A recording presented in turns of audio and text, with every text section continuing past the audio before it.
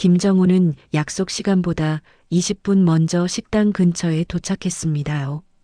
겨울 공기가 차가웠지만 김정우는 서둘지 않고 천천히 방향지시 등을 켜며 지하 주차장으로 내려갔습니다. 김정우가 몰고 온 차는 오래된 은색 중형차였습니다. 외관은 반짝이지 않았고 흔히 말하는 폼 나는 차도 아니었죠. 김정우는 일부러 더 눈에 띄지 않는 자리로 차를 밀어 넣었습니다. 시동을 끄고 나서도 잠시 운전대 위에 손을 올린 채 숨을 고릅니다요. 오늘은 김서연에게 가장 중요한 날이기 때문입니다. 김정우는 룸미러를 보며 넥타이를 한 번 더 매만졌습니다요. 값비싼 정장이 아니라 단정한 코트와 깔끔한 구두로 갖춰 입었습니다. 겉모습으로 사람을 판단하는 자리가 될 수 있다는 걸 김정우는 이미 알고 있었습니다. 그래서 더더욱 과하게 꾸미지 않았습니다요. 김정우는 차에서 내려 트렁크를 열었다가 바로 닫았습니다. 준비해둔 봉투 하나가 안쪽에 있었지만 지금 꺼낼 건 아니었죠. 엘리베이터 쪽으로 걷는 김정우의 걸음은 흔들림이 없었습니다. 주차장 바닥에 반사된 형광등 빛이 코트 끝자락을 희미하게 비쳤습니다. 김정우는 휴대폰을 꺼내 김서연에게 도착했다고 짧게 메시지를 보냈습니다. 곧 김서연에게서 전화가 왔습니다요. 아빠 어디세요? 금방 내려갈게요. 김정우는 목소리를 낮춰서 답했습니다요. 아빠는 이미 도착했다. 너 천천히 와. 긴장하지 말고. 김서연은 잠시 웃는 소리를 내더니 네 하고 전화를 끊었습니다요. 그 웃음 속에는 기대와 불안이 함께 섞여 있었습니다.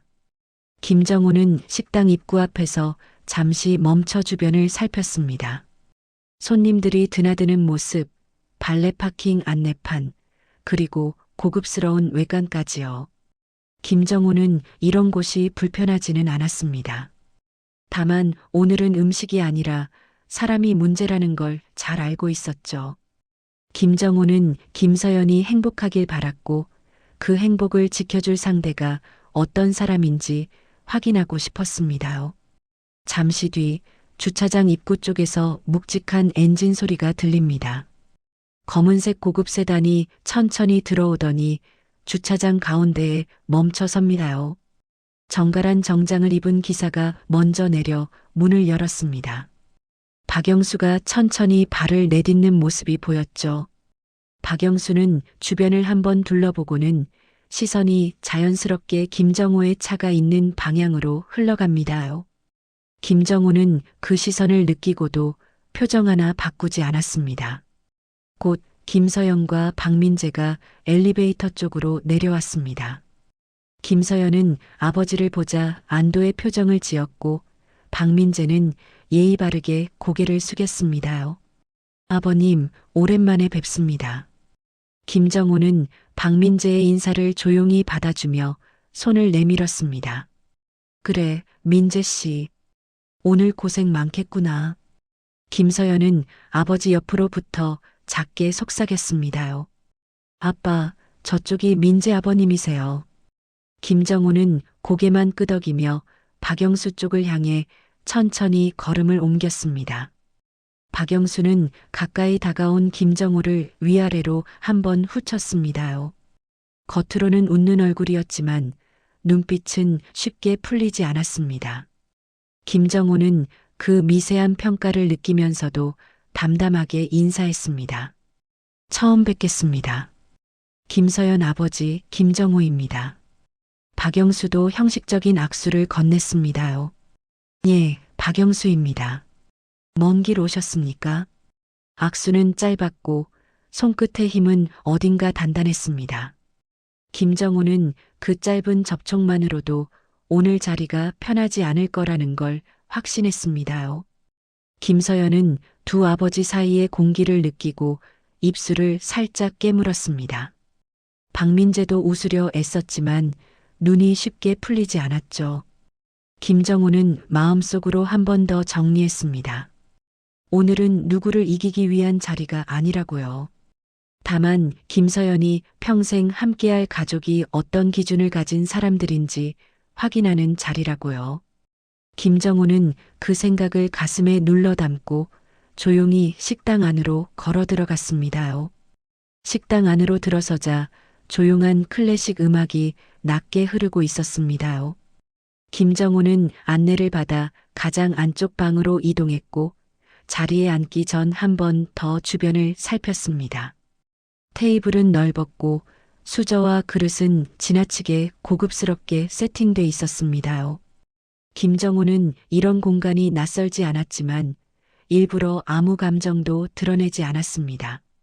오늘 이 자리는 장소보다 사람을 보는 자리였기 때문이죠. 박영수는 자리에 앉자마자 자연스럽게 상석 쪽으로 몸을 틀었습니다.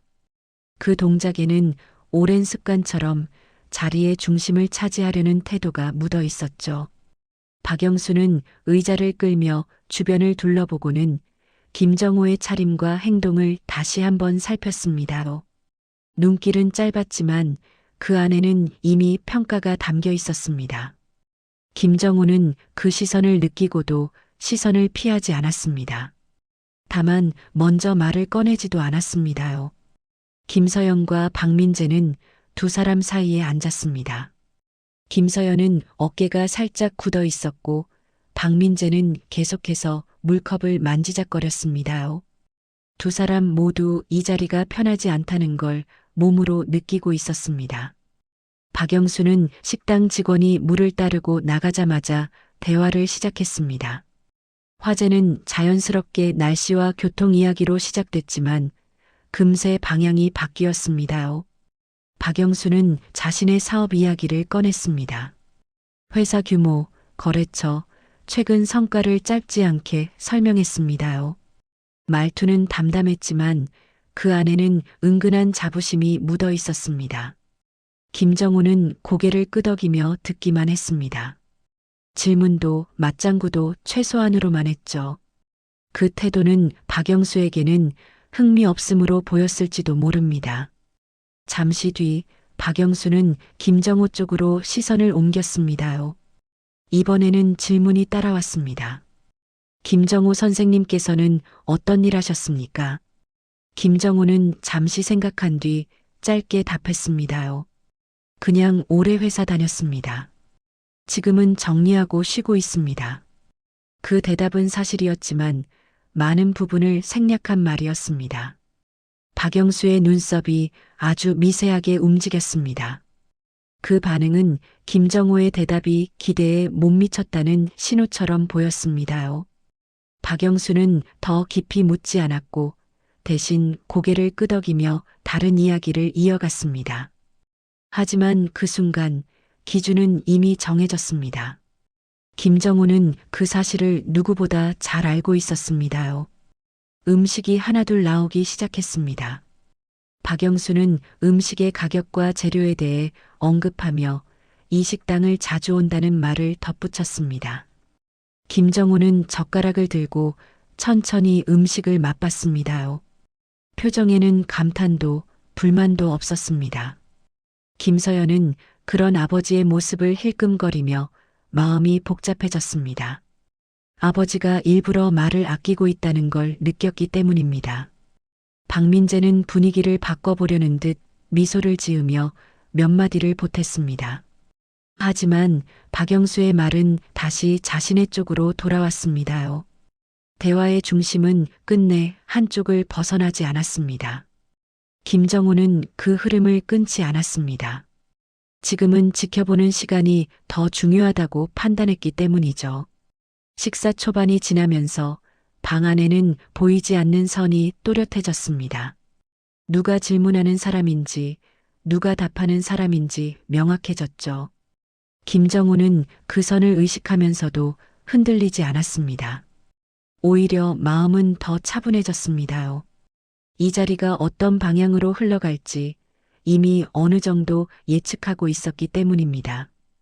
김서연은 테이블 아래에서 손을 꼭 쥐었습니다. 박민재 역시 자세를 고쳐 앉으며 숨을 고르고 있었습니다요. 두 사람 모두 이 식사가 단순한 상견례가 아니라는 걸 느끼고 있었습니다. 그리고 이 첫인상 속에 담긴 기준이 앞으로의 분위기를 결정하게 될 거라는 사실도요. 식사가 본격적으로 진행되자 대화의 결은 더욱 분명해졌습니다요. 박영수는 자연스럽게 질문을 던지며 분위기를 이끌었고 그 질문들은 하나같이 기준을 세우는 내용이었습니다. 자녀 교육, 유학 경험, 집안 환경 같은 이야기들이 차례로 나왔죠. 김정호는 그 질문들이 단순한 호기심이 아니라 비교를 위한 도구라는 걸 바로 알아챘습니다요. 박영수는 김서영과 박민재의 학창 시절 이야기를 꺼내며 흐뭇한 표정을 지었습니다. 성적과 학교 이름, 주변의 평가까지 덧붙이며 말이 길어졌죠. 김정호는 그 이야기를 조용히 들으며 고개를 끄덕였습니다. 자신의 딸 이야기를 꺼내지 않는 이유는 분명했습니다. 지금 이 자리는 자랑을 주고받는 자리가 아니라고 생각했기 때문입니다요. 하지만 박영수는 그 침묵을 다른 의미로 받아들였습니다. 김정호가 말이 적다는 점을 정보가 부족하다는 신호로 해석한 것이죠. 그래서인지 질문은 점점 더 직접적으로 바뀌었습니다. 서연 양은 어릴 때부터 서울에서 자랐나요? 김정호는 짧게 대답했습니다요. 네, 학교는 계속 서울에서 다녔습니다. 그 대답은 사실이었지만 박영수가 기대한 화려한 설명은 아니었습니다. 박영수의 시선은 다시 한번 김정호의 옷차림과 손목, 구두로 옮겨갔습니다요. 브랜드를 확인하듯 짧고 빠른 시선이었죠. 김정호는 그 시선을 느끼면서도 일부러 자세를 고쳐 앉지 않았습니다. 자신을 꾸며 보일 필요가 없다는 확신이 있었기 때문입니다요. 김서연은 대화가 오갈수록 표정이 굳어갔습니다. 박영수의 말이 아버지를 향한 직접적인 공격은 아니었지만 은근한 선긋기가 계속되고 있다는 걸 느꼈죠.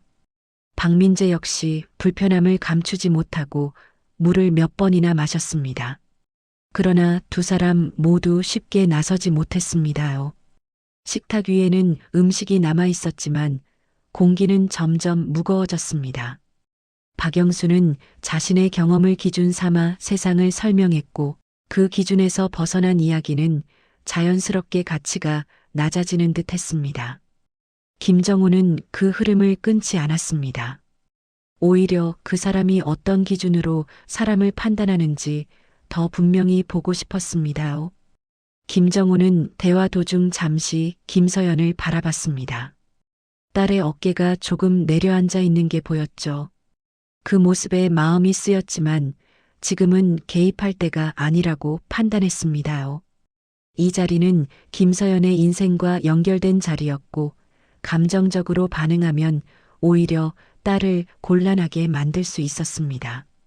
박영수는 자신의 말에 큰 반응이 없자 잠시 멈칫하는 모습을 보였습니다.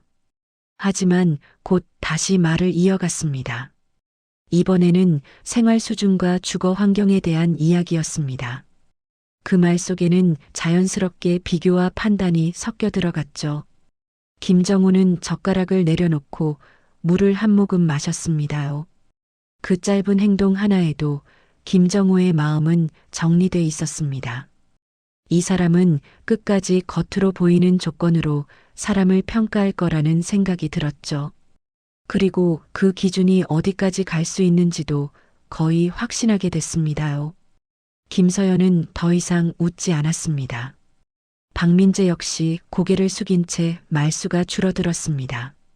식탁 위에서 이어지는 비교는 네 사람 모두에게 다른 의미로 다가오고 있었습니다. 김정호에게는 확인의 시간이었고 박영수에게는 확신의 시간이었으며 두 자녀에게는 불안이 커지는 시간이었죠.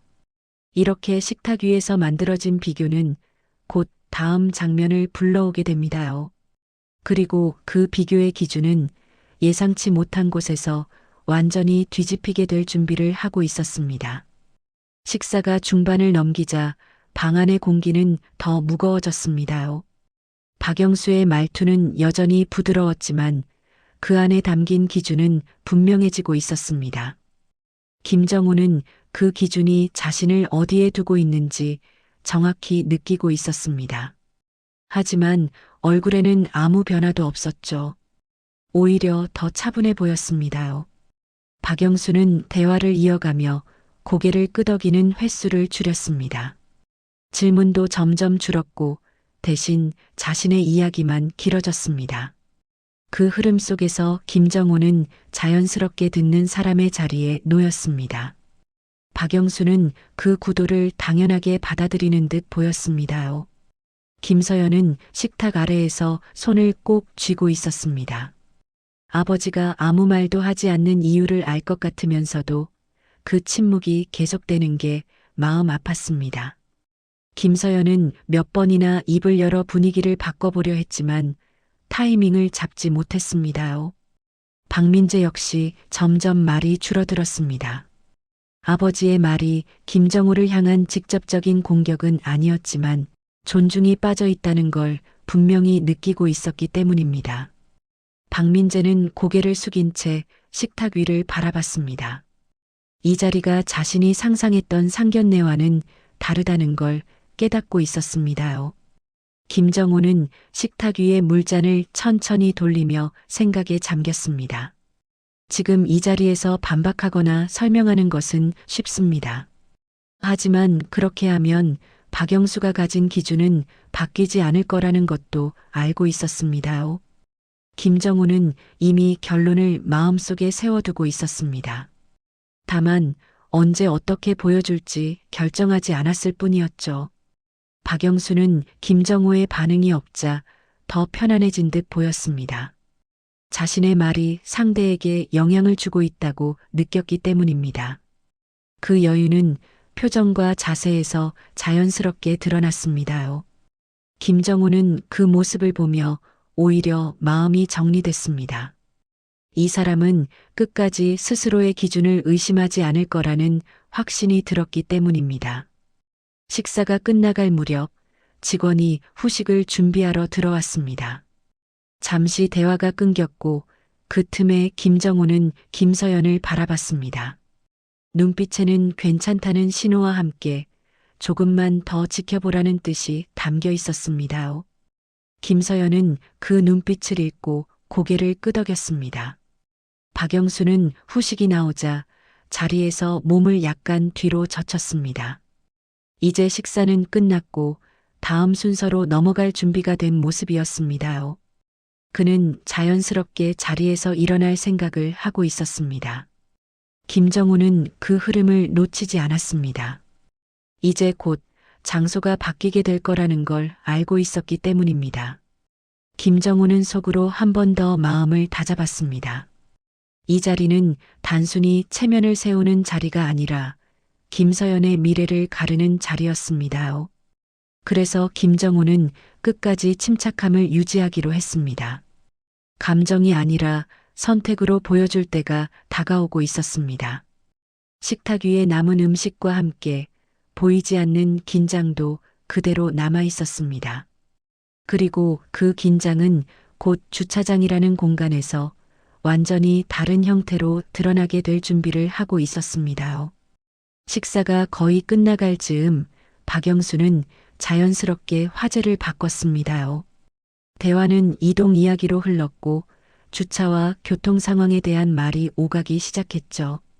그 흐름은 겉으로 보기엔 가벼웠지만 방향은 분명히 정해져 있었습니다.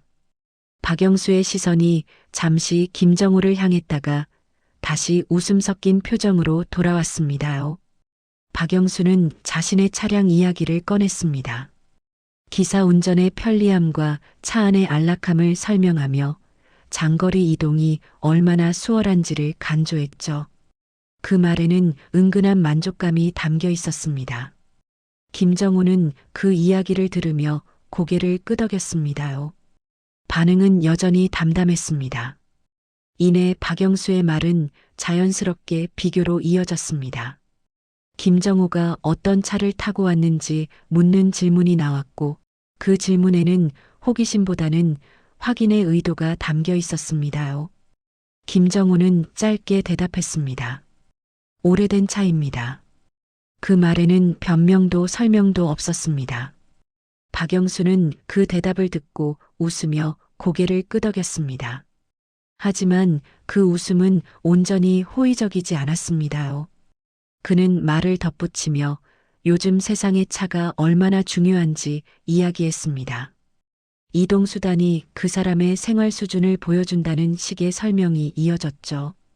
김서연은 그 말을 듣는 순간 가슴이 철렁 내려앉았습니다. 김서연은 아버지 쪽을 조심스럽게 바라봤습니다. 김정우의 표정은 여전히 차분했지만 눈빛은 분명히 굳어 있었습니다요. 박민재 역시 분위기가 심상치 않다는 걸 느끼고 몸을 바로 세웠습니다. 하지만 박영수는 그 미묘한 변화를 눈치채지 못한 듯 했습니다. 박영수의 말은 점점 더 구체적으로 변했습니다. 주차장 구조, 관리 상태, 차량의 연식까지 언급되었죠. 그 말 하나하나에는 상대를 아래로 두는 기준이 자연스럽게 녹아 있었습니다요. 김정우는 물잔을 내려놓고 잠시 숨을 고르듯 고개를 들었습니다. 김정우는 이 순간이 단순한 농담이 아니라는 걸 분명히 인식했습니다. 지금 이 말은 김서영과 박민재가 함께할 미래를 판단하는 기준으로 쓰이고 있었습니다요.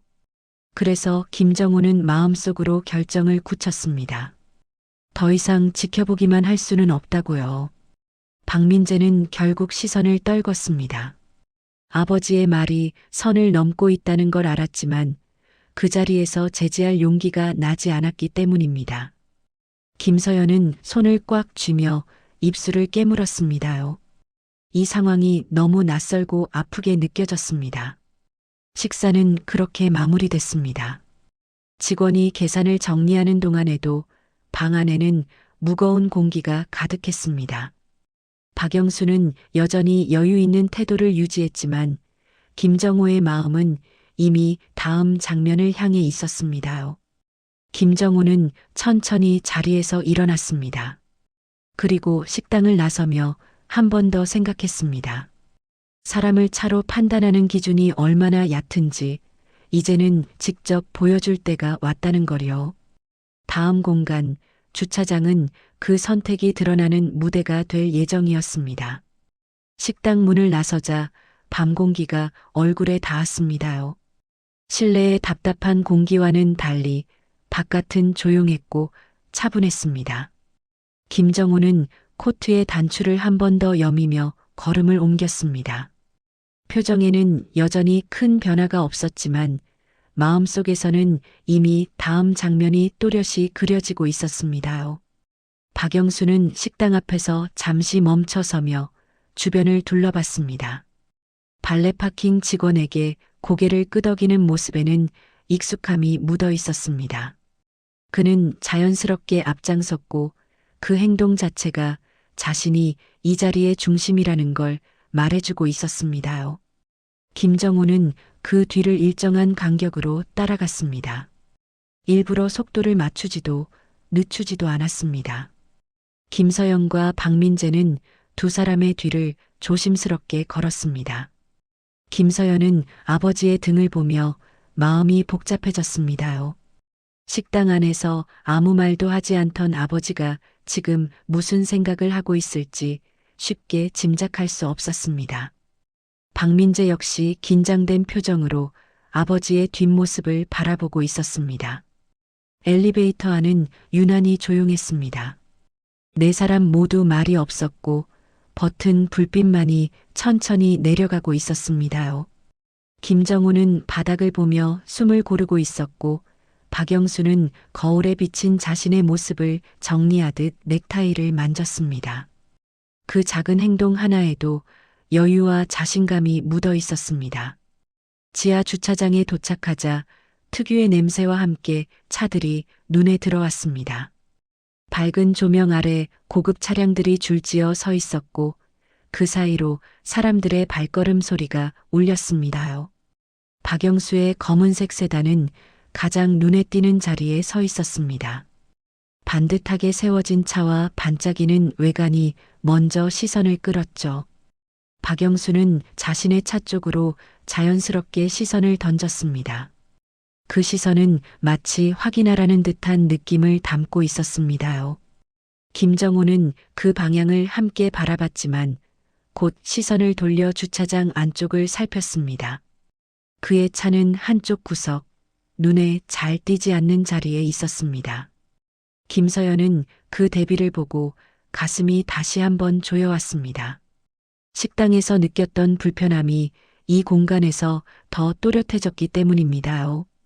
박민재는 발걸음을 멈췄다가 다시 옮기며 어색하게 서 있었습니다. 누구도 먼저 말을 꺼내지 않았습니다.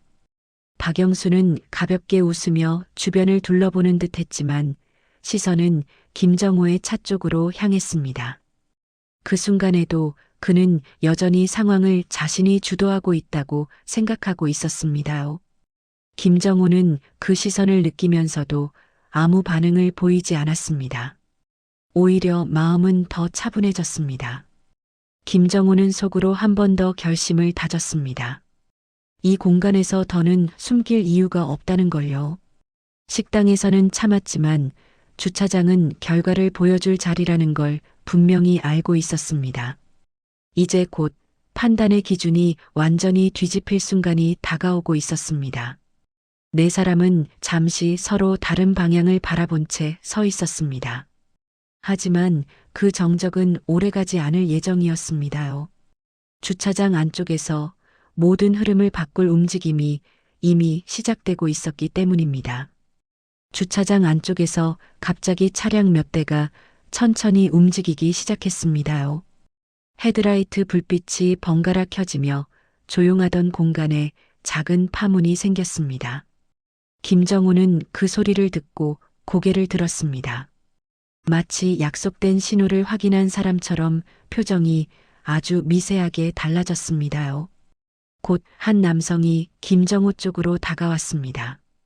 정중한 태도로 허리를 숙이며 인사를 건넸고 그 모습은 박영수의 시선을 단번에 끌었습니다. 이어서 또 다른 사람들이 나타나 김정호를 알아보고 고개를 숙였습니다요. 그들은 주차장 직원이 아니라 분명 김정호를 잘 아는 사람들이었습니다. 박영수는 그 장면을 보며 잠시 상황을 이해하지 못한 표정을 지었습니다. 방금 전까지 초라한 차를 탄 사람으로 보던 김정호가 갑자기 중심에 서게 된 순간이었기 때문입니다요. 박영수의 시선은 김정호와 그 주변 사람들을 번갈아 오갔습니다. 그 눈빛에는 처음으로 당황이 담겨 있었습니다. 김정호는 그 인사에 과하지 않게 고개를 끄덕이며 답했습니다요. 목소리는 낮았고 태도는 여전히 담담했습니다.